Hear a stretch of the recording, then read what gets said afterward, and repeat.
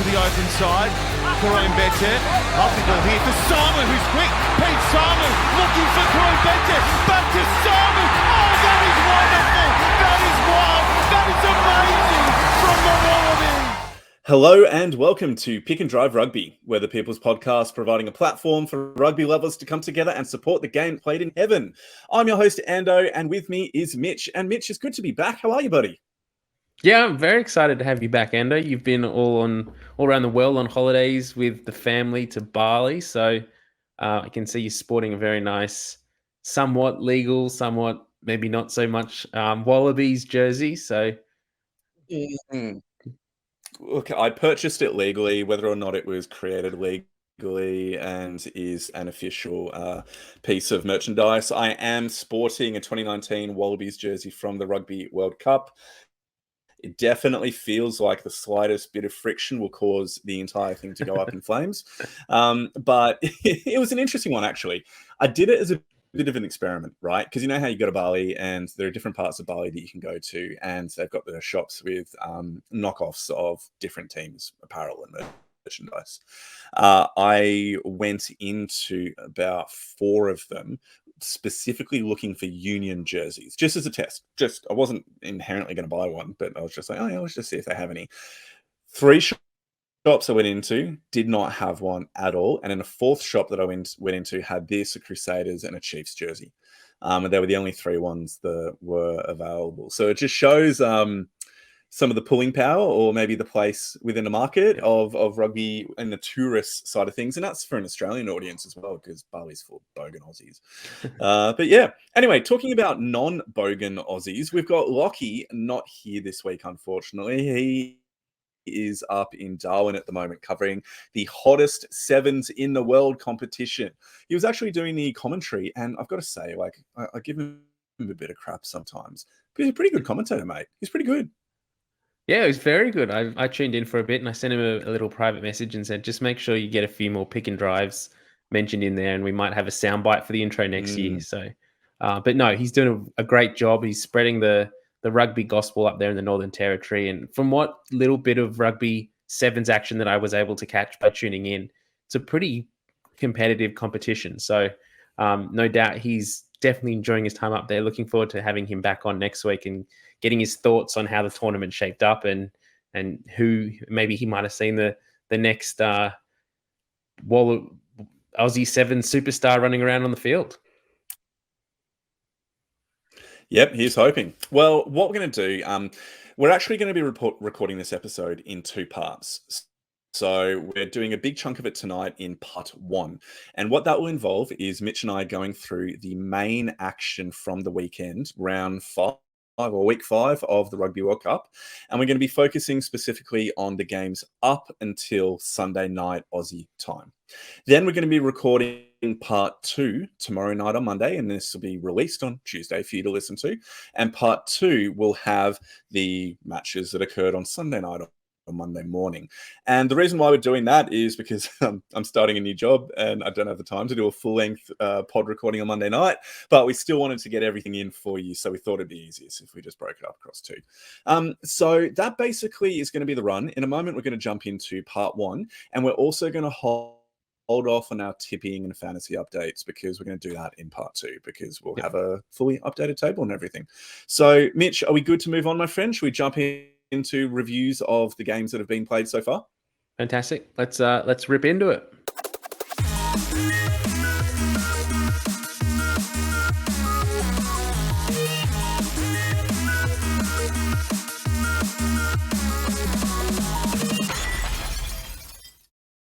All right, it's time to dive into week 5 of Rugby World Cup 2023. Now, Ando, you haven't been with us for the past few weeks. We had you on briefly after the Fiji game, but we just wanted to take a time to get your thoughts on how you found the first 5 weeks of the tournament. And as an Aussie fan, I guess, how upset you are that we're now waiting on a result that we don't have any say in to determine whether we're in or out of this World Cup. Yeah, and by the time everybody listens to this, we'll know whether or not the Aussies are through. And realistically, we don't deserve to be through. So best of luck to Portugal. But yeah, I expect Fiji to deservedly be the runners-up in the pool and to get their match-up against England in the quarterfinal. Look, I found this one really hard. I personally had come to the end of a job at a pretty stressful period and then went overseas for like 2 weeks, and didn't have a huge amount of access to watching the games. So with Australia getting essentially knocked out pretty swiftly on, I found it really hard to like personally invest within it. And so there's been a lot of games where there's been tier 1 teams playing some of the tier 2 or smaller nations or emerging nations, that I simply haven't caught up on. It'll be the bigger games that I've watched the minis of or followed quite closely. And so I guess within that, I've been a bit disappointed in a way in that Australia seems to be the only major nation that's really screwing up. Everybody else is kind of doing as expected within the pools, and I'm very happy for Fiji. Oh, somewhat. Some of them are doing better. They're having There's a fair few that are doing much better than we thought. Yep, some of them are doing better. Yeah, I thought England were going to suck, but they're going pretty well, unfortunately.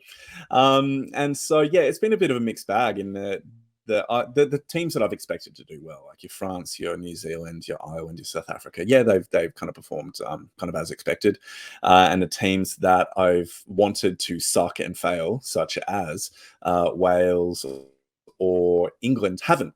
And that's really frustrating. So I'm looking forward to the quarterfinals coming up, and there were some excellent games across round 5, week 5, which were just brilliant. So yeah, can't wait to dive into those. Yeah, I think mirroring those thoughts, it's been a tricky one for myself, even being as an avid rugby fan as I am, like you, Ando. I mean, we do a podcast every week and talk for hours on it about rugby. But the fact that Australia has been doing so badly at this World Cup has made me less interested, I guess, in the overall tournament in some ways. That I was really excited leading into this World Cup to see how Australia would go, but just how some of the other bigger nations, New Zealand, England, France, Wales, Ireland, were going to fare in this World Cup. Now, the time zone is pretty difficult for us. All the games are either 1 a.m. or 5 a.m. or 3 a.m., somewhere between those slots on a Sunday or even a Monday morning. So it's pretty difficult to get up and be motivated to watch those games at such a difficult time, particularly fitting it in with a work schedule. Now, with Australia also playing pretty horrendously throughout this World Cup, it must be said, it's also made it even less of an incentive, really, to get up and want to support it. And I've even found myself, like, leading into the World Cup, and Stan, for their part, has done a fantastic job in the coverage that they've provided. They have the mini matches, the highlights, the even rapid highlights for every match, the sort of midweek shows. They've got a show like 3 times or 4 times a week, if not more. The additional podcasts they're putting on, like, they're going all out for this, and the coverage is fantastic. But as a rugby fan, I found myself sometimes not even wanting to tune in and listen to it, because most of the time we're talking about how bad the Wallabies are going. So it's a difficult opportunity for RA, particularly because they would have wanted to capitalize on this World Cup to build momentum back into the sport and build excitement for the Lions in 2025 and then the home World Cup in 2027.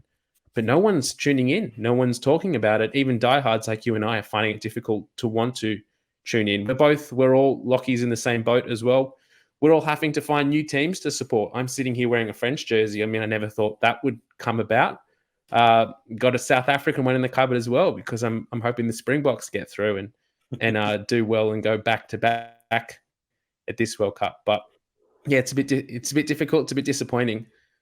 We're going to do a deep dive next week on the whole, once we know the final permutations of Pool C, whether the Wallabies are through or not. If they do somehow scrape through, if a miracle happens and they do get through and they're in a quarterfinal, well, I guess we'll just carry on as normal and keep covering the games in the quarterfinals as far as they go. But realistically, it doesn't look like that's going to happen. So next week, we will do our deep dive into the performance of the Wallabies, talk about their setup and the picks and Eddie Jones and all of those things. So keep an eye on our socials, because we'll probably put something out leading into that to get our fans' thoughts and get a bit of direction in that discussion, because it's a big one. There's a lot to talk about. We want to know what our fans want to hear covered, what questions they have that they want us to answer. So yeah, looking forward to doing that. It's going to be a pretty juicy one, I can imagine. So that'll be big. Mm-hmm. But let's dive into the results from this week. So Pool A, we had 2 games already played, so we can definitely cover those at this point. So the first one is New Zealand, Uruguay. Now, this was a thumping in all regards, 73-0 to New Zealand. I don't think many people saw any other possibility coming about, but one thing that must be said for this tournament, and I mean, leading into it, people were starting to question the All Blacks and their regime and the way that they had, I guess, played leading into the tournament. But on retrospect, they've really hit their straps at the right time. And these last few weeks, they've looked incredibly skilled at a rugby side. Yep, 100%. And I think it just shows, again, that you can't underestimate New Zealand. And nobody was expecting a close game here, but in terms of scoreline, between New Zealand and Uruguay. But what it does put forward for us is an incredibly tasty matchup now between Ireland and New Zealand, because it was possible within Pool A for the results for New Zealand actually to not make it out of the group if Italy had won against France, which is highly unlikely. It was possible. So it puts up this match between New Zealand and Ireland, which I cannot wait for. We'll talk about more of the analysis when we get to the Ireland-Scotland game, but there's a few kind of maybe chinks in the armor, I think, that New Zealand may well be able to exploit against the Irish, and it might be well positioned to be able to do so with the way that they play rugby. So I'm very excited to see how that comes out. And a huge part of me wants New Zealand to win. A huge part of me, because there's nothing better than the Irish yet again getting kicked out in the quarterfinals. There's nothing better. They are deservedly right now one of the best teams in the world, and it would just be funny for somebody who's not Irish for them to crash out in the quarterfinals again after being in that position. Are you the same, Mitch? No, I feel that would be horrible. I think I wouldn't love nothing more than to see Ireland absolutely pants New Zealand. Now, I don't think either team's going to pants the other one, and it's not going to be, and we will get to our quarterfinal previews in part 2, but I don't think either of these teams are going to win by more than 10 points. It's going to be pretty tight encounter, I can imagine. But I would love to see a world where New Zealand bow out in the quarterfinals to a very red-hot Irish team that we've seen this week and we've seen in this tournament. If they were embarrassed, even better. It would make me, as an Australian fan, feel just that little bit better that the Wallabies didn't go very far in the tournament if New Zealand only lasted an extra week.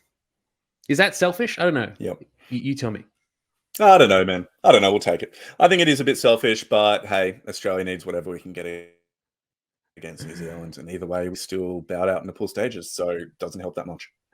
Well, the second game of the pools was France-Italy. Now, this one was, as Ando kind of mentioned before, if Italy managed to get a win, and I think they needed a bonus point win against France, they would have kicked New Zealand out of the pool stages and qualified second. That didn't happen. France completely smashed Italy. 60-7 was the final score here. Now, I definitely didn't think that France was going to put a score like this against Italy. I didn't think Italy had played that badly in this tournament leading up to this point. But the clear thing that comes out to me in this game is that France is playing a type of rugby that no one else in the world is currently playing. The level of detail, the level of fluidity that they have in their attack, how they keep the ball alive, how they have multiple options, multiple ball runners at all times, is just something that even the All Blacks aren't playing to this level. And I'm finding it pretty difficult to see an opposition that's really going to be able to shut down this team in the future weeks, particularly that they're playing in front of packed houses in France for the next 3-4 weeks. Yeah, really well said. I think from my view, the only team that's capable of stopping them at this point is Ireland, or actually South Africa.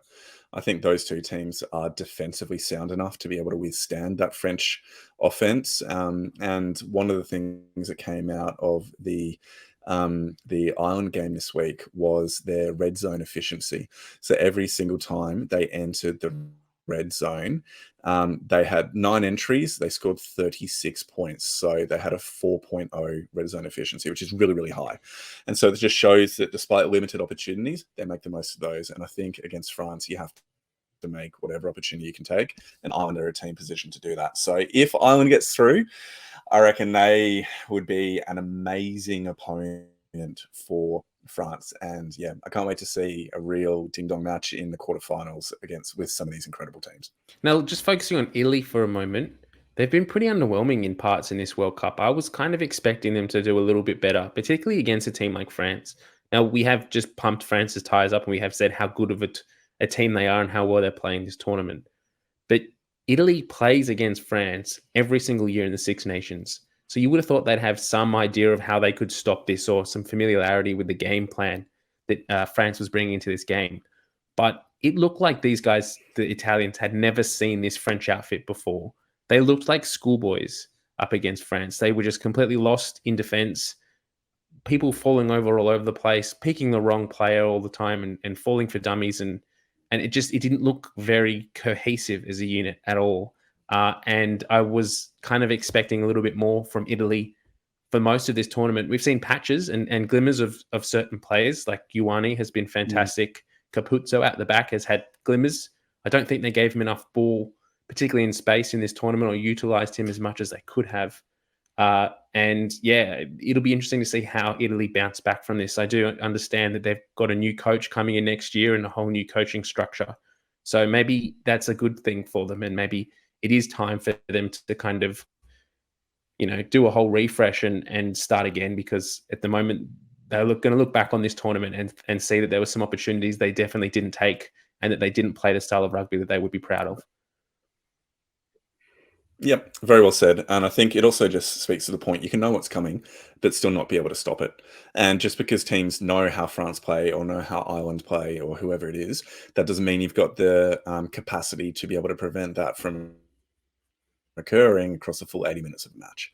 So why don't we keep on going, because there's some pretty big games across the other pools. So Pool A is now officially done for the World Cup 2023. So the final placings was France in first place on 18 points, New Zealand in second place on 15. They both go through to the quarterfinals now. Italy was in third place on 10 points, Uruguay in fourth place on 5 points, and Namibia last at the bottom of the ladder on 0 points. Lockie and I sort of spoke a little bit about them last week. Again, not a great tournament from them. Really a team that needs a fair bit of exposure to some of the other top tier nations in world rugby at the moment to kind of get any better from where they currently are. Not a good tournament from them, but the fact that they were here and that they scored a few tries, I think is a big bonus for them. And I'll take some learnings from that. Let's move across into Pool B now. This is Lockie's pool, and Lockie isn't here to recover this, so we'll dive in for you this week, Lockie. Looking forward to having you back next week, mate. But the first game we've got, and then the second game hasn't been played at time of recording, so make sure you listen to the pod, or the second part of the pod that's should be tacked on to the end of this anyway, where we go into that. But Ireland and Scotland, 36-14 was the final score there. Now, again, like the previous game, there was permutations that if Scotland could beat Ireland, I think just not get a losing bonus point, or not allow Ireland to get a losing bonus point, they would have kicked South Africa out of the World Cup. Now, that didn't happen. Final score 36-14. A pretty dominant performance by Ireland in a lot of regards. A few late points scored by Scotland. Any sort of thoughts on this Irish team at the moment, Ando? Mate, heaps of thoughts, heaps. Absolutely loved watching this game. It was a beauty. And 36-14 makes it look like a somewhat competitive encounter. And I just want to make it incredibly clear that this was a beatdown. This was an absolute beatdown by Ireland on Scotland. It was 31-0 before Scotland got a couple of well-deserved tries. But the tries came at a time where Ireland had already subbed off Johnny Sextrot, Peter O'Mahony, and a few other players as well. So they'd gone through a lot of substitutions by the time Scotland got their 2 tries back. Look, what do you say about this Irish team? they've got strength through their forward pack. Their attacking shape is just absolutely brilliant. Their capacity to have incredible handling skills and be able to stretch the defensive line of the defending team is just amazing. So I'm not sure if you remember the detail around James Lowe's first try. Okay, so it came from a Ireland receive a box kick on the left edge. They then play 3 phases to the right, and then as the play comes back, if you watch Mac Hansen, bloody Aussie Mac Hansen, he's actually set up on a right wing. But then after the third play, as the ball starts coming back, Hansen sprints from the right wing over to the left to create the overlap, which then places stress on the Scotland 9. I think it was Jamison Gibson Park. He's in two minds about who to cover. Bundyaki goes over, gives it to Hansen, who then gives it the low for the try.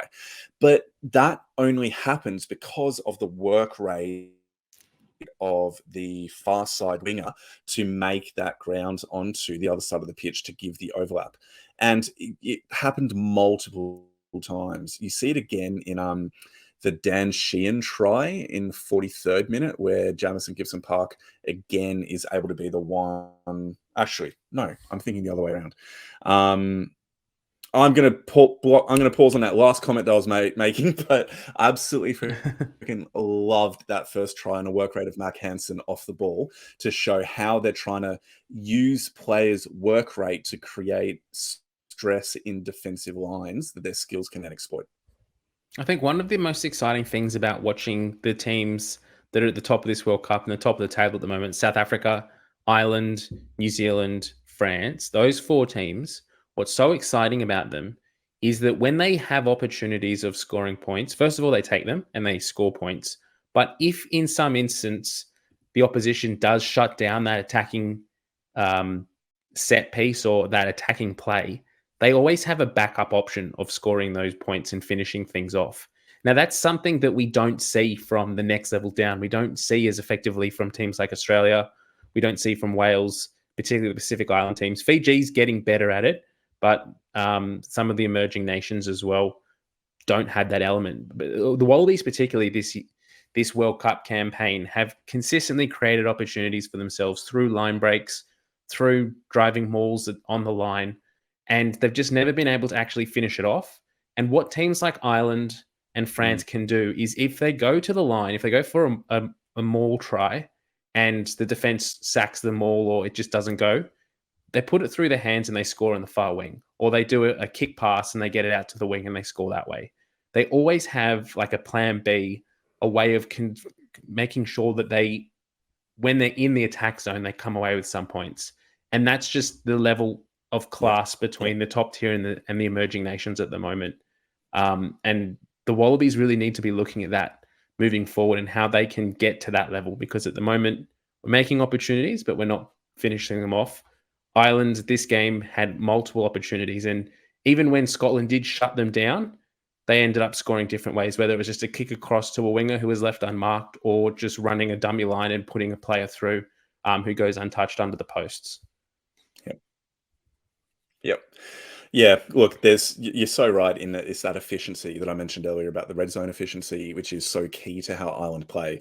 Basically within the first half, they did not have anywhere near as much possession or territory. A lot of the territory had actually been within their own 22 and within their own half, and yet they were clearly up on the scoreboard as well.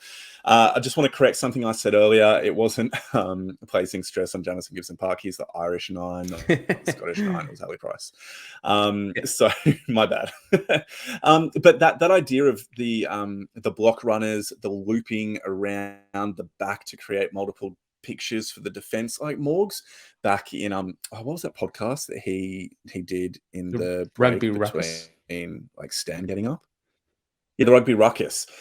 You know how he used to have this phrase that was he wanted the defense to have multiple pictures. You need to create lots of pictures for the defense, and it's that making them have multiple pictures that causes a wrong decision for the attack to actually be able to be successful.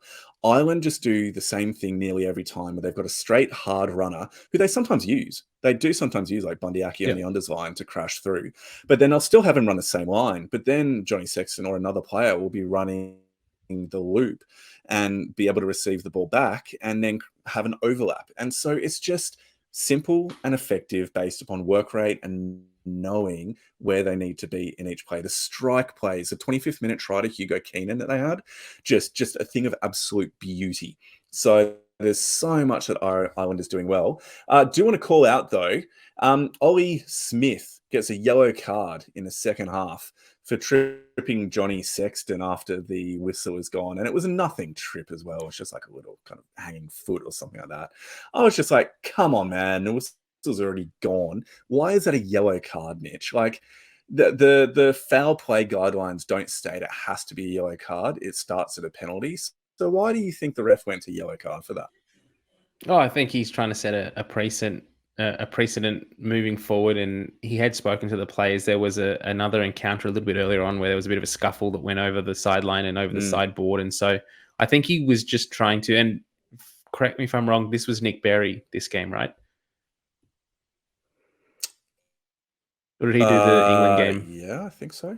Yeah. I think it was. No, I think it was. Yeah, I'll check. I think he was just trying to sort of lay down the law and say, look, we're not accepting any of this kind of off the ball after the whistle fracas. We're not doing that anymore.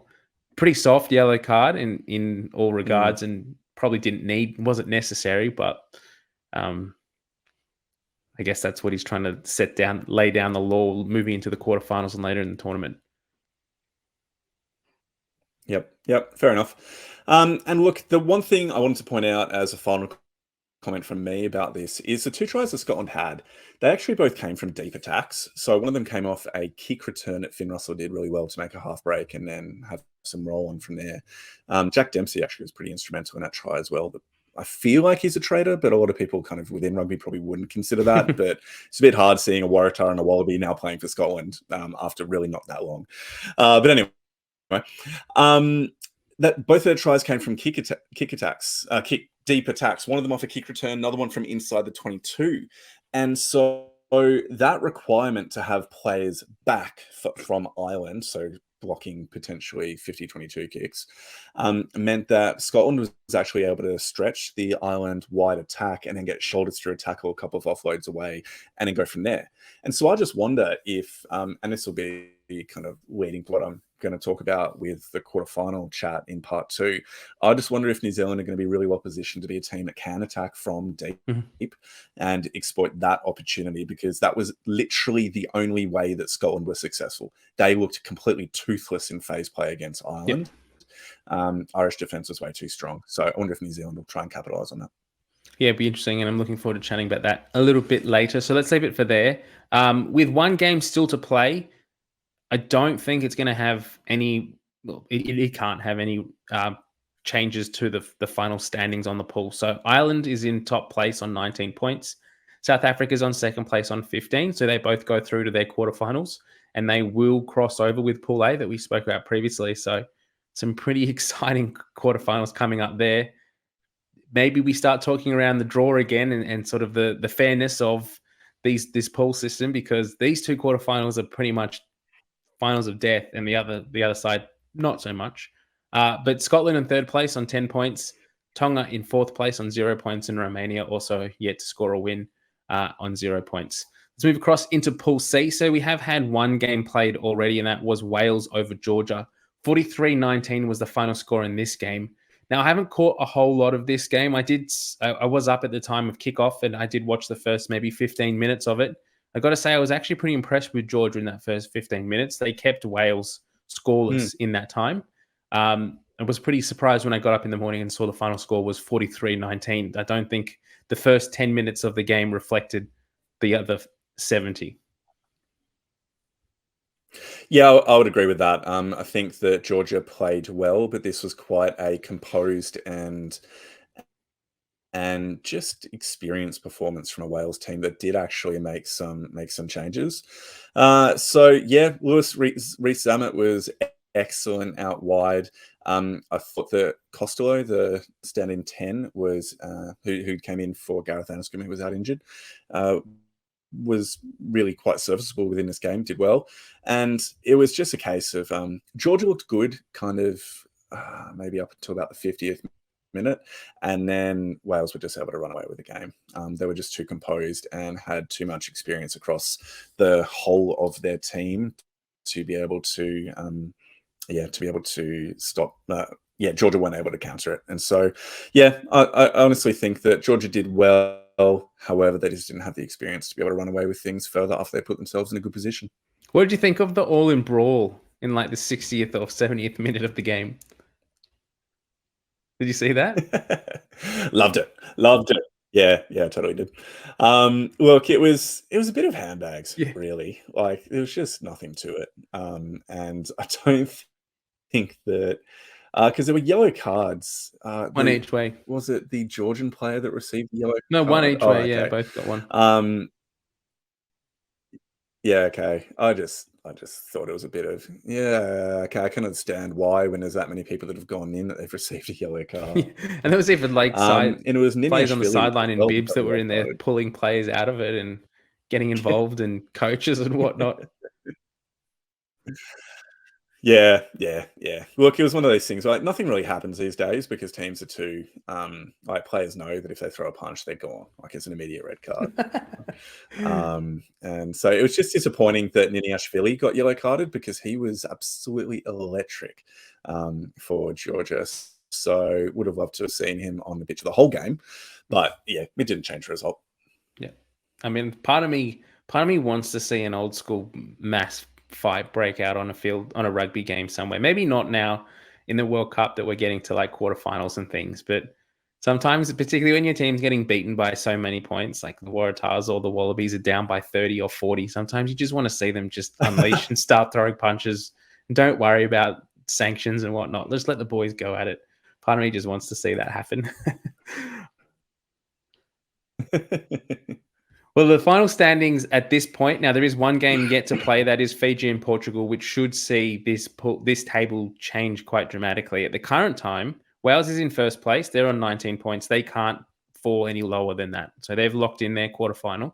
Australia is currently on 11 points in second place. Fiji's in third place on 10 points. So if, as we've said, and you would have heard this at nauseum over the last few days and over the last week, if Portugal can beat Fiji and deny them a losing bonus point, Australia go through the quarters. So that game is being played, I think, 5 a.m. tomorrow morning, our time. Stick on for the podcast. The second half, we will talk through what actually happened there, and hopefully the Wallabies are still in it, but we don't deserve to be. We will see what happens there. But Georgia's in fourth place and Portugal is in fifth place on 2 points. So still things to come there. Now let's finish off on the final game of this part of the podcast, and that is Pool D, England 18, Samoa 17. Hey, this was an absolute cracker of a game. There was so much that was good about it, particularly from Samoa. I'm going to say something that I'm not sure if it's controversial or anything like that, but I'm just going to say that you can pretty easily argue that Samoa didn't actually deserve the win for two basic reasons. The first of which is that they didn't have the composure to make the most of the opportunities near the end of the game. So they struggled to set up for a field goal in the 77th minute, and they knocked on in a final attacking play in the 79th minute, and they didn't regather England's clearing box kick after that knock on. So they weren't able to do that. But they were able to put immense pressure on England with their wide running channel and offload game. So when you combine that with Wong's finishing ability on the wing, it was just excellent. So like, I'm just not buying into the whole Samoa were robbed part of some of the commentary that's come out after this match. So I think it's just, important for us to be considering that, Samoa played well. They did have a semi-controversial try turned down for them after the conversion kick had been taken. But that rule, allowing the TMO to interject after the conversion kick, but before the kickoff, had actually come into play a few months back. And I didn't think it was that controversial. I thought it was semi-clear that he had knocked on. I didn't think it was that dodgy. No, What do you reckon about that, boo. Mitch? You're wrong. You're wrong, Ando. So if you dive into the rules and you look at the wording on it, I think what they've changed is it needs to be clear and obvious. And the reason that they have allowed this change is in the instance that the ground or the home broadcaster presents an angle that the TMO or the referee didn't see leading into the try being scored.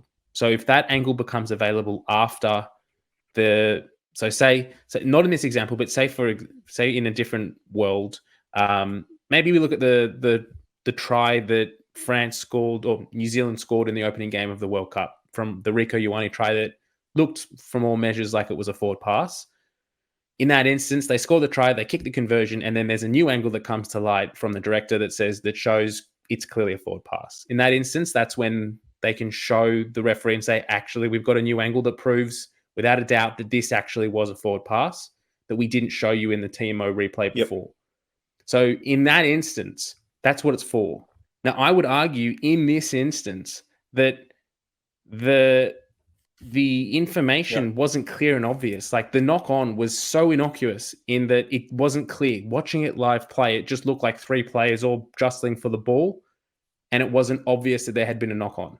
So if the referee thought that was fine in real play and didn't call it back, didn't review it before awarding the try, and then let the conversion be taken, I don't think that it's under the current rules. I don't think that it's correct that you should then be able to review it and say, actually, no. On second thought, it's a knock on because if you look really minutely, you can see that in the three hands that touch the ball, the Blues player hand does fractionally touch the ball that then moves on to the white player's hand, which is what happened. So I don't necessarily agree with that. If I'm going to jump in. So I would say that if what you're saying is correct and there is that specificity, and you're going to have to put this up on Twitter, you're going to have to put this up on Discord to be able to prove what you're saying here. Yep, and if that is the case, then I'll agree with you. If you're not able to prove that, then I'm going with my own opinion. And if that's the case, then hopefully that results in England getting kicked out, and that would have been brilliant. But I'll bring it up in part B. Coming up, that, part 2 coming up shortly. We'll have that for tomorrow night. Yeah, cool. I'll find it. Couple of other comments I just wanted to make about this game. England, congratulations on Farrell for becoming the highest scoring England player ever, beating Johnny Wilkinson. Also, congratulations on being as I did notice this, but Squidge Rugby has now put it up on Twitter, so I feel like I'm kind of stealing from him, even though I noticed it before he posted it. He's also the first person at the World Cup to have a penalty given for taking too long on a conversion kick. So congratulations, Owen Farrell. You have won that record as well. The first person to go over the allotted time. Now, the other thing I'll quickly say is England, didn't really impress me within this game. They looked fairly pedestrian in their attack, apart from their opening try to, I think it's Ollie Chesham. That was really well worked. Great balls through hands, just good, impressive. Beating the rush Samoan defense there.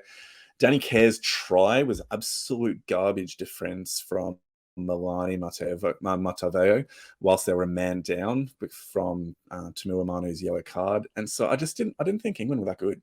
And I think they're going to get into the quarters, and they're probably going to reach the semi because they're on the easy side of the draw. So they're going to come up against either Fiji or Australia, and England are capable of beating either Fiji or Australia. And then they're going to get a semi-final berth, whilst two of Ireland, New Zealand, France, or South Africa won't get to the semi-final, which is just an absolute travesty. And just shows you how unbalanced both sides of these pools actually are. All right, well, let's look at the final placings for Pool D. Actually, Andrew, why don't you quickly run through this for me? I'm just getting something up for our slideshow or the next bit. Yeah, perfect. So let's go into the Pool D results just quickly. So England is sitting pretty on 18 points, playing 4 games. You then have both Argentina and Japan sitting on 9 points each. So they're actually playing tonight. We'll get the answers and results in Pool in part 2 coming up in a moment, but they're both on 9 points, with Samoa and Chile on 7 and 0 points respectively. So a quick comment that I'll make about Samoa is that give this team more time and quality games against higher tier opposition, and they are going to be really, really impressive moving forward. We can see the improvement from the Fijian national team with the creation and quality of the Fijian and Drua, and where there's been some criticism directed towards Moana Pacifica and New Zealand Rugby's kind of role in that franchise or in that dynamic, but it hopefully will come to pass that Moana Pacifica can be providing more combinations and more players for the Samoan and Tongan national teams. And yeah, I'm really, really hoping that Samoa will continue to improve moving forward. And I'd really like to see Australia, or at the very least Australia A, be playing more games against some of the Pacific nations as well.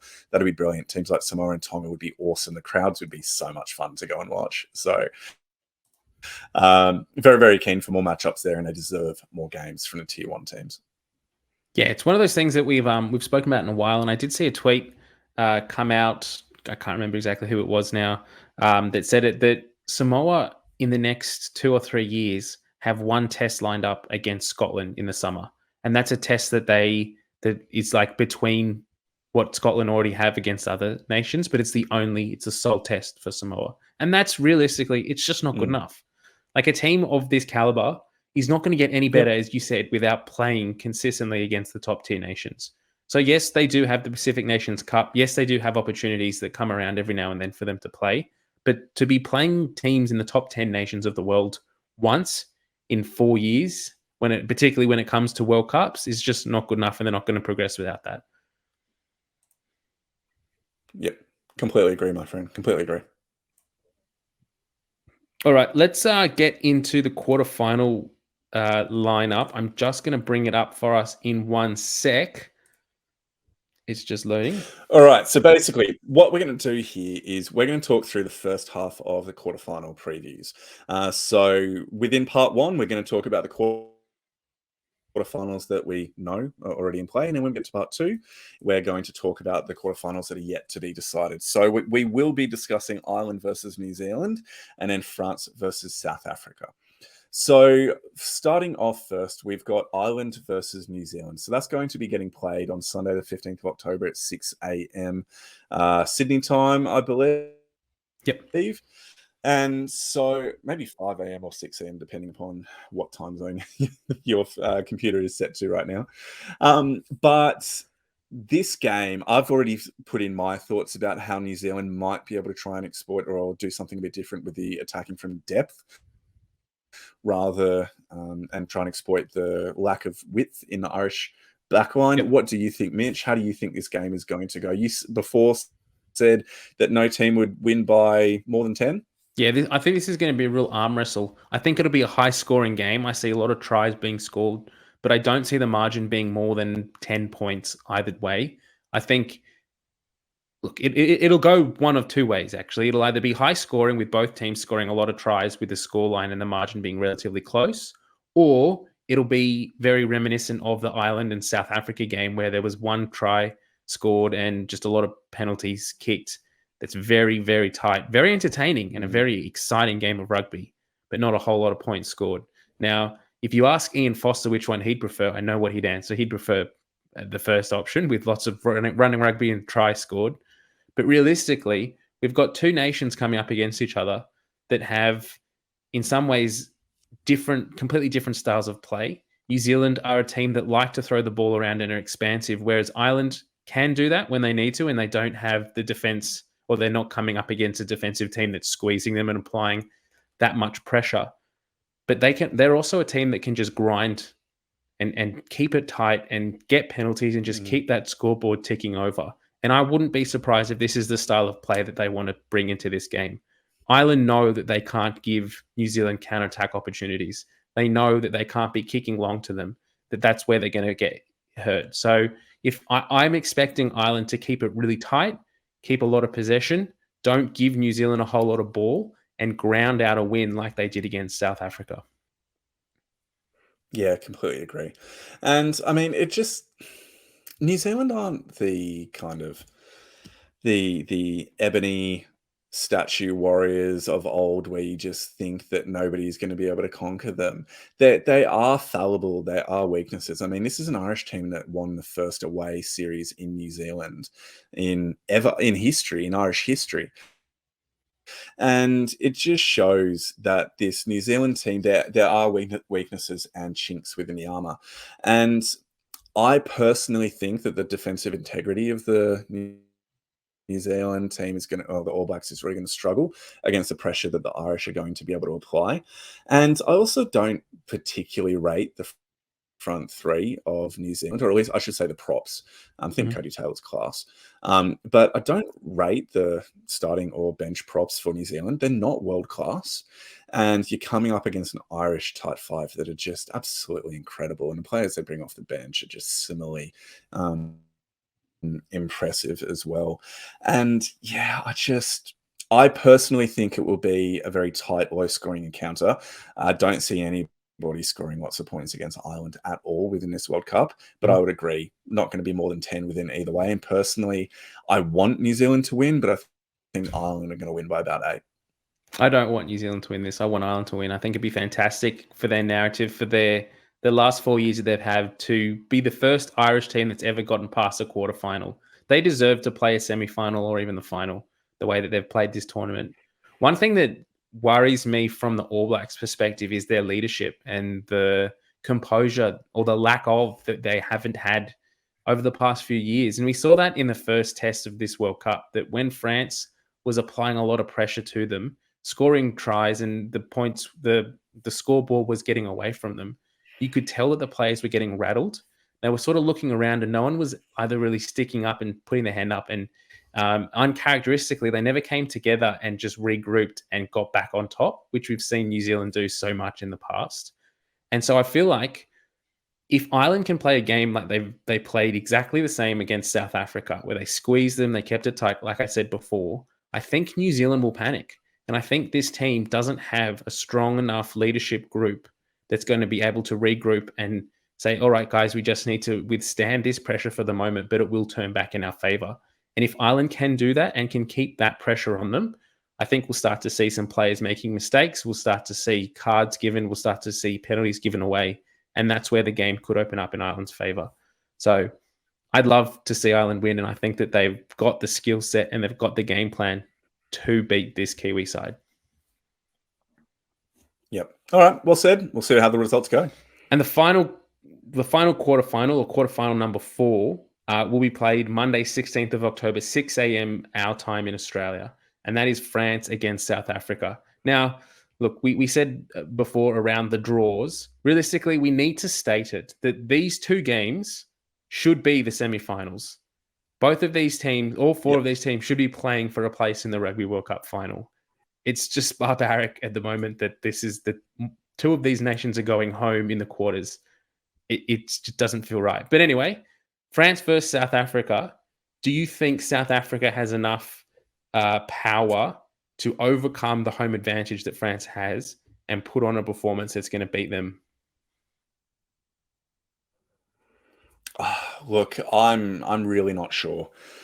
This French team has just been absolutely incredible over the last over this whole tournament, over the last couple of years. They've been targeted from the last 18 months as being the team that's going to win the Rugby World Cup.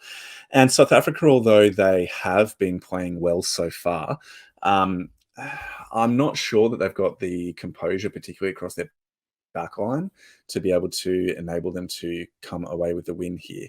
I mean, they have Lucanio that's coming back from injury, but he's still kind of running on half a leg. Although, was it Dialende or Creel who was substituting for him?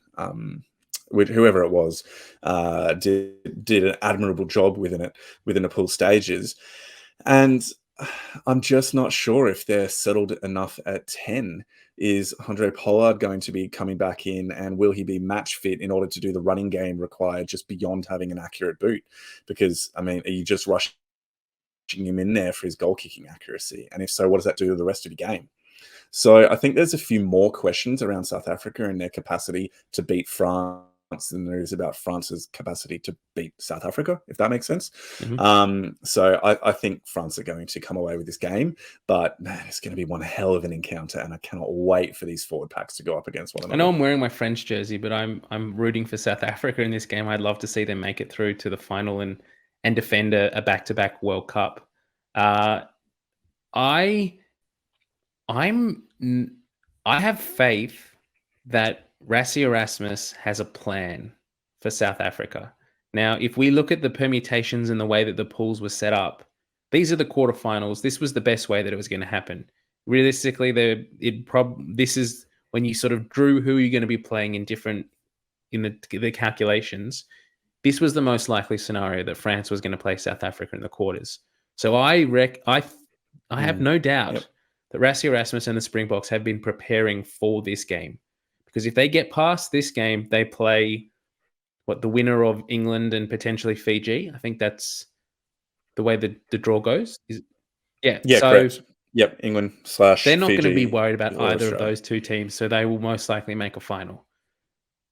I believe that France has got a game plan and a style in mind to play against France. We saw it in 2019 that all through the pool stages and the quarterfinals or the playoff finals up until the final, South Africa looked good, but not convincingly out and out favorites in that World Cup. But they played a completely different style in that final, and they deserve to win that. They completely outclassed England in all facets of that game. I would not be surprised if South Africa turn up with a completely different game plan in this game and just blow France off the park. Maybe not convincingly off like a big win, but I wouldn't be surprised if they come in and win this game. Yep. Well said. I can see that perspective. I can see that happening. Personally, I'm I hoping think for that. that France have just been playing too I'm hoping for that. well, and I think that the home ground advantage, to make your wife happy, mate. And my in-laws, and that's the main thing, right? Anyway, Keeping the family it's going to be happy. really exciting to see these finals. Why don't we? Yeah, exactly. It's going to be exciting to see the finals, and why don't we wrap things up there, because we're going to finish part 1 knowing that by the time you're listening to this, part 2 is going to be here, and we're going to have all the answers to many of the questions we've spoken about so far in the pool stages, and we'll have the final quarterfinal spots wrapped up. So let's finish it there and then move on to part 2. Thanks, team. Cool. Bye.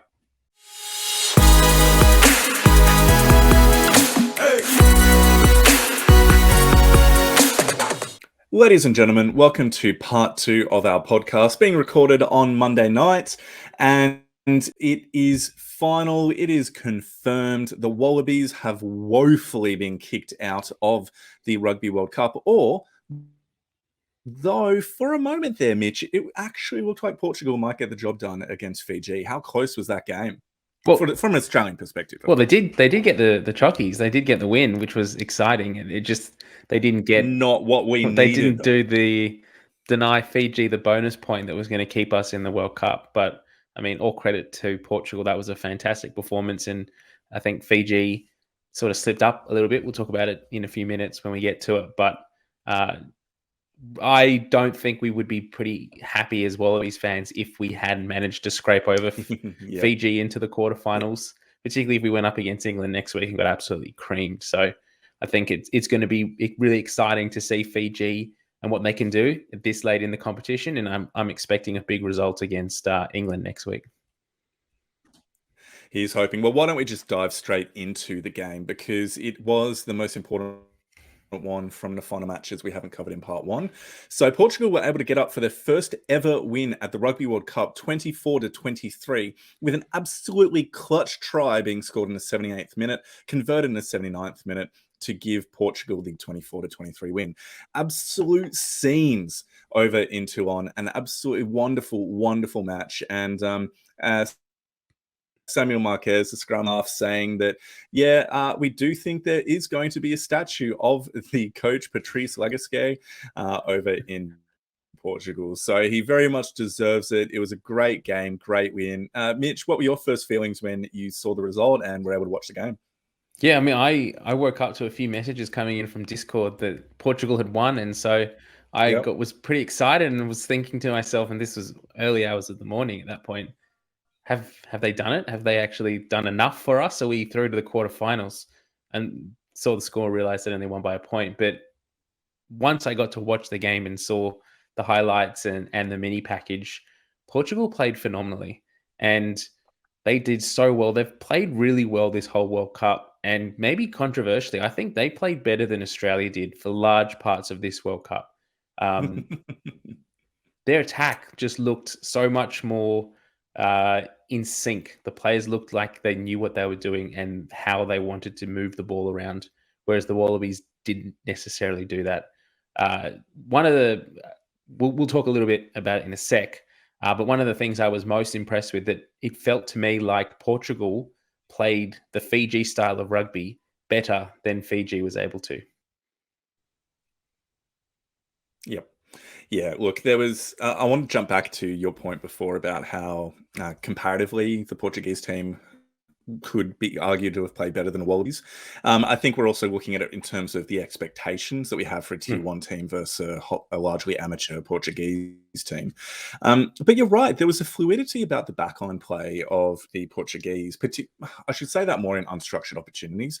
They just had a speed and an ability to make opportunities and take opportunities that came open to them, which was actually granted quite regularly by Fiji, uncharacteristic Fijian lack of handling composure. So there were lots of drop balls throughout this game that actually gifted a lot of time to Portugal on the ball.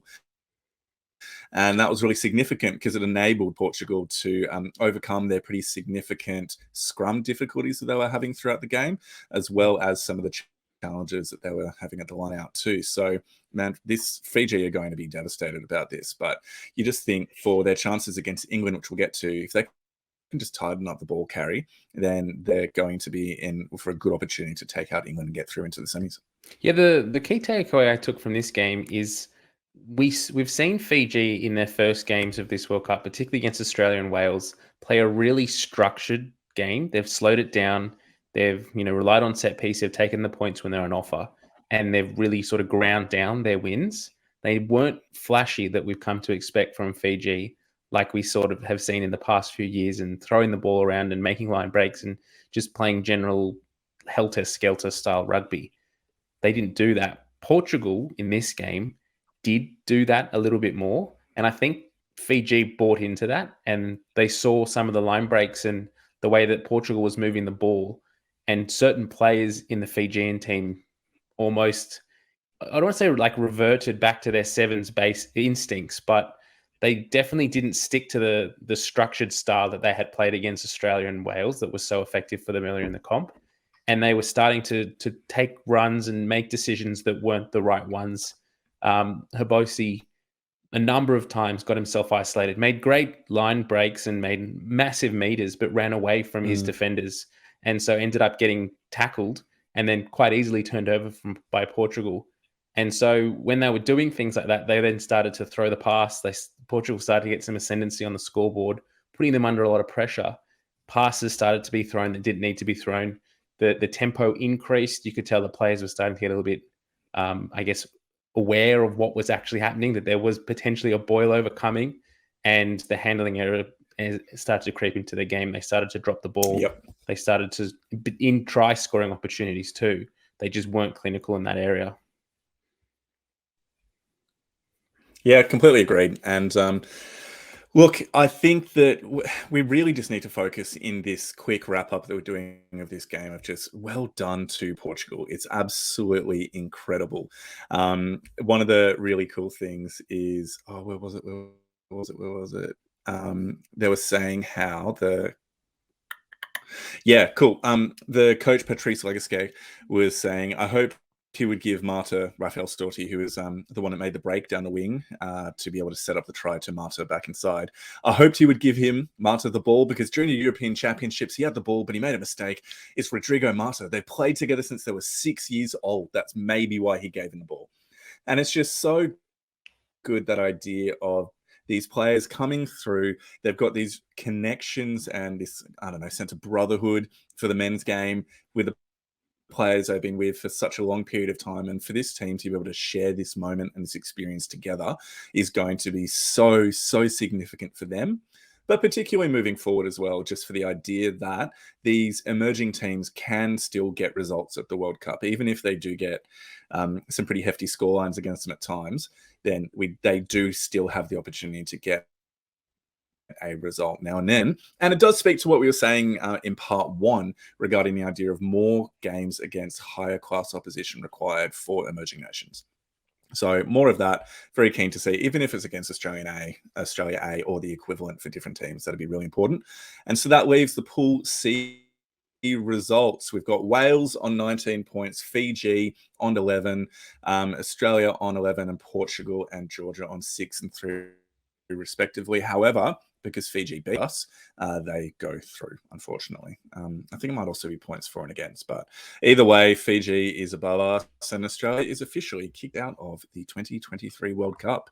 Mitch, let's just stick on that point for a bit. I know we're going to delve into that in more detail next week, a bit of a deep dive into the woes of the Wallabies, but how does it feel? Like, we mocked England mercilessly in 2015 when we kicked them out of their home World Cup, and now it's nearly just as bad for us getting kicked out in the group stages of the French World Cup. If I'm being optimistic and being the positive Aussie rugby fan that we have come to be known as on this podcast, I guess I would say in some ways, maybe not quite as bad as 2015. First of all, we weren't hosting the World Cup. That would be horrendous if we did this performance at a home World Cup. Second, I think the narrative is a little bit different, just in the fact that we sacked Dave Rennie 8-9 months before the World Cup, brought in Eddie Jones, and sort of just completely got rid of the team, put in a completely new game plan, and just axed everything. So in some ways, there's a little bit of an asterisk against this one. Had we had a consistent coach leading in, had Dave Rennie had these results, I think we're probably all sitting here going, this is ridiculous. This, we should have seen this coming and done something to avert that crisis. So that's the optimistic part of me. The true blue-blooded Australian rugby fan is just sitting here feeling we've had a few weeks to process this now, and we could see that it was coming. It's not a shock by any means.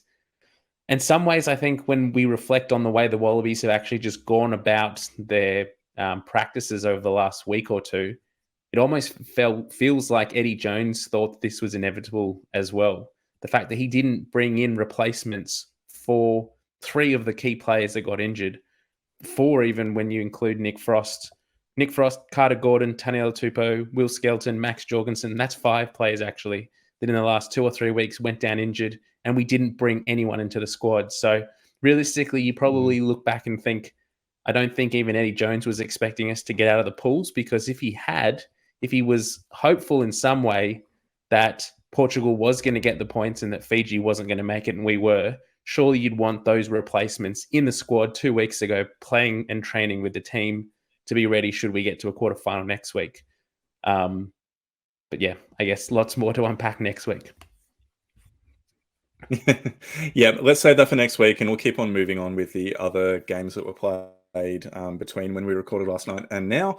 So in Pool D, we had Japan versus Argentina, an incredibly entertaining game, which was deciding the runner-up for Pool D, and Argentina has gone through, confirming their place in a quarterfinal versus Wales. So, Mitch, you caught a decent chunk of this game. I've seen the highlights of it. It looks like a pretty entertaining affair where Japan never gave up. Yeah, it was. And I don't think the scoreline reflects the closeness of this game by any means. Argentina were good, and they scored some pretty good tries early on. But Japan never gave up, and they continued to apply pressure and continue to take their opportunities, scored tries, kicked field goals, and took their penalties when they're on offer. I think from memory, I don't have notes written in front of me, but from memory, it was 10 minutes to go and Japan were within, I think they might have just been up, or they were within 2 or 3 points of Argentina. So at that point, I was kind of pretty keen on seeing how this game played out, and if there was going to be an upset there, if Japan was going to kick Argentina out as well. Argentina ended up going on to score 2 late tries, which ended up pushing that margin out a little bit. But definitely an exciting game from Japan. Definitely a very good performance from Argentina, that able to hold off a fast-finishing Japanese outfit. Probably on reflection, not the best World Cup that Japan would have wanted coming into it, but I guess a lot move forward from. A lot of positives that Argentina was able to score. Like their outside backs particularly looked really deadly in this game, and they're going to be needed next week when they go up against Wales. Yeah, completely agree. And it's just, we always know the Argentinians have a potent backline. It's just whether or not they can honestly keep their cool and execute on what they're capable of doing within high pressure situations. And so often we've seen players like Thomas Lavanini, who just is guaranteed to do something stupid once a campaign and get a red card. Hasn't done it so far, so maybe he's coming up pretty soon against Wales. Who knows?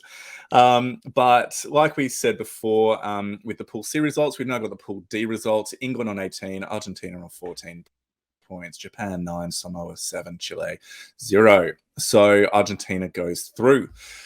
Now, there was one more game that we had, wasn't there? Yeah, I'm going back for it. Tonga and Romania, 45-24. Yeah. Final score in that one. Perfect. And this was not for any positions. Both teams were out of the competition by this point.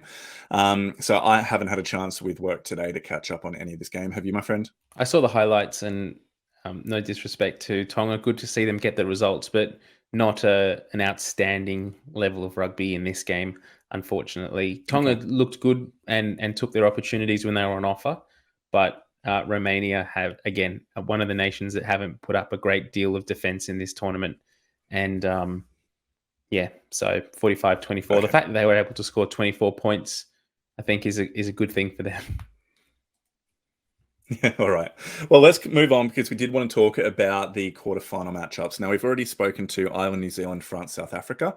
And so let's touch on, we'll start with Wales, Argentina. So I've made a couple of comments already. What are your thoughts on how this match is going to unfold between Wales and Argentina? My head says Wales in this game. My heart says Argentina. I would love to see Michael Cheika get through to a semi-final in his, third World Cup. His second with a different nation. Be fantastic story. Wales has played pretty good and has been a bit more improved in this World Cup than I think we gave them credit for leading into it. So they definitely have the style and the skill set to win this game should everything go their way. The thing that I think is riding in Argentina's favor is Michael Cheika. We know what a man motivator he is, how he does the speeches, how he gets players up and fired up and ready for big occasions. He was good enough to do that at the Wallabies. This Argentina team thrives on passion. So he's one of the coaches. He's one of the people that's going to be really important and key in getting this Argentina team fired up, ready for the occasion, not overawed at all, and just ready to rip in and really show what they can do at this next level. So I guess the challenge for Argentina, though, in saying that, will be that they don't get too overemphasized, don't get too overenthused, and don't, like you said before in your little preview, don't start to give away silly penalties, don't lose their heads, don't get too emotional, which they can do. Like when you look back at that performance against the All Blacks in Sydney 2021 or whatever it was during the COVID years when they got their first ever victory against them, really, really fired up some of those players. And I think if we can see that sort of performance again, Wales is going to be in for a pretty big day. Yeah, I think it's for Argentina, it's always, like we mentioned, that combination of passion versus execution. And in that game, that momentous game against New Zealand, they were able to execute and have accuracy alongside the physicality and energy that their emotional engagement within that space enabled them to have. And it's a question of whether or not they can do that. It's kind of like how Fiji played. We know Fiji are capable of being a far better rugby team than what they demonstrated against Portugal. Yep. And it's whether or not Argentina can actually execute on what we know they're capable of doing.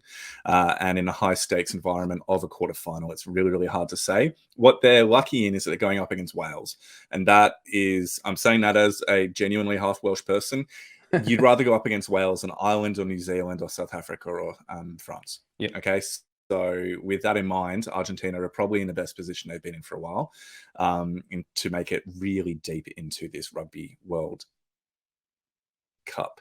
So moving on to the other match that we haven't had a time to spruik yet, we have England versus Fiji. Now, this is going to be a fascinating encounter because, Mitch, you rightly said before that throughout this competition, we've seen a Fijian team which is playing a bit more typical Test rugby. Now, what I mean by that is focus on more structured play, making sure that areas like the set piece, so scrum and line out, are functioning effectively and able to be good platforms for attack. But what I've seen, and similar to what you're saying, is that actually it seems that this emphasis upon the set piece has diluted a little bit of the spice in their attack. The quality of their backline runners able to get the shoulders through and then offloads, which they're just so good at doing, just hasn't seemed to have been as present. Yep. So that's something that I've noticed. How do you think this game is going to be unfolding? Look, this game could be the slowest and most set piece oriented game out of the 4 quarterfinals. There is a world where both teams just try and keep it in tight, don't want to chance their hands too much and throw the ball around. Once you get into these sort of do or die situations at quarterfinals, teams tend to lose that, I guess, the confidence to throw the ball around as much. I think Fiji will be wary of their performance against Portugal this week, in that when they did go a bit hell for leather and throw the ball around, that their execution sort of fell away and they turned the ball over a fair bit. England hasn't been great in the attack in this World Cup in terms of scoring a lot of points through tries and line breaks and that type of thing. But what they've been very good at is their set piece and taking the points when they're on offer. So if Fiji can keep England in their own half and not allow them to get penalties in sort of the 50-meter or in Fiji's own half, then I think they're in with a chance. On the flipping it around, if Fiji can crack open England's defense and can play that up-tempo style, I think England might struggle to sort of try and contain some of the bigger outside backs. And that might be where Fiji can run over the top of them. It's going to be really tight. I actually don't know how this one's going to go. My heart says Fiji. My head says England. I'd love to see Fiji progress through to the semis in this tournament, because I think the style of rugby they've played so far has just been so exciting to watch. Completely agreed. And one of the things that I really hope from Fiji is that they just send some of their absolutely massive loose forwards, or even just as big inside backs, just right up George Ford and Owen Farrell's 10-12 channels in defense. Because whilst George Ford is a courageous professional rugby player, he'll put his body on the line and make the tackles. He's not big. He's not big, so he's going to get sat down a bit, and he's going to have to often kind of have a soaking tackle rather than a dominant tackle. And you just know that it's not a modern rugby international series involving England if there's not a controversy around Owen Farrell's tackle technique. We haven't had one so far. It was in the pre-game warm-up matches that we had that, and we just need to see it, because it's not complete without Owen Farrell getting into trouble. So I'm really, really hoping that as a celebration, icing on the cake to him being England's all-time highest point scorer, that he can get yellow carded when it should be a red card, but somehow it doesn't get upgraded to it with the review process. And then there's weeks of speculation about whether or not he has again gotten away with something. So that's my prediction. My prediction is a Fiji win with Owen Farrell receiving a yellow card, and it goes for review, and we all think it should be a red, but it doesn't get upgraded. So that's what I think is going to happen. I think that's a key point that Fiji should be aware of, and they should be sending as many big bodies down Owen Farrell's channel as possible, because when you put him under pressure and when you put him into put his back into a corner, that's when his tackle technique does seem to slip. So he will be in favor of trying to stop these guys at every effort, and he's prone to give away a penalty or a card. And if they can be 15 against 14, then we know what they can do in their back line, particularly a player like Owen Farrell, having him off the field. That could be the turning point in this game. So I would not be surprised if Owen Farrell is targeted in this game. Well, let's find out. And we have, like we said, some incredible matchups coming. So just to review, we have England versus Fiji, France versus South Africa, Wales versus Argentina, and Ireland versus New Zealand. So some incredible matches coming up on Sunday and Monday mornings Australian time. So get amongst it. And we want to quickly go through the tipping results. And Mitch, I'll hand this over to you. Yep. So for those that are following along on for part 2. Yep, let's for those playing along at home on the tipping comp. Well done to Kakadu, who's currently in first place, 443 points there, followed very closely by Felix 9 in second place on 405 points. Olieb is in third place on 393. Fear JA03 is in fourth place on 381, and NA Wilson is in fifth place on 365. Ando, how are you going in the tipping comp? We actually couldn't find you last week when we were looking at the placing. What's your your username? I'm not going to tell you because it's not great. So I'm not going to tell you, and I'll have to make sure I have a renewed focus on it because I was away. I missed a few tips, so I'm pretty low down within the ladder. Yeah. So definitely not revealing what my username is. Okay. All right. Fair enough. Brilliant. Anything else we need to cover, mate? Or is that all good? Done. It's been a longer one. So thanks everyone for getting to this point in the podcast. We'll be back next week for... Yeah, you take over, Endo. You keep going. Mate, I'm very keen. So next week we are going to do, obviously, a quarterfinal recap of what's happened within those matches so far. But we are also going to do a deep dive into the Wallabies campaign, get some thoughts and comments and analysis behind the whole thing. We've wanted to let a bit of the dust settle, so we're not just speaking from pure anger, emotion, frustration, disappointment, but actually have a bit of a clearer perspective about the decisions that RA have made over the last 12 months with the appointment of Eddie Jones, maybe some of the broader approaches that he has made with his team selection and coaching team as well. And then what we think about the position of Australian rugby moving forward. So there's a lot that we're going to be trying to cover there. And we really recommend that you tune in next week, either catch the video on YouTube or listen to it on any podcast platform. And don't forget, team, 2 other things that we didn't really mention earlier. Jump onto our Discord server to be a part of the best Australian rugby community going around. And if you like what we do, please consider supporting us with one-off or ongoing donations at ko-fi.com/pickandriverugby. So thank you. It's been an absolute pleasure and can't wait to chat more rugby with you. Dying. Mitch moving forward and Lockie next week as well. Fantastic. Thanks, everyone. We'll see you next week. Bye.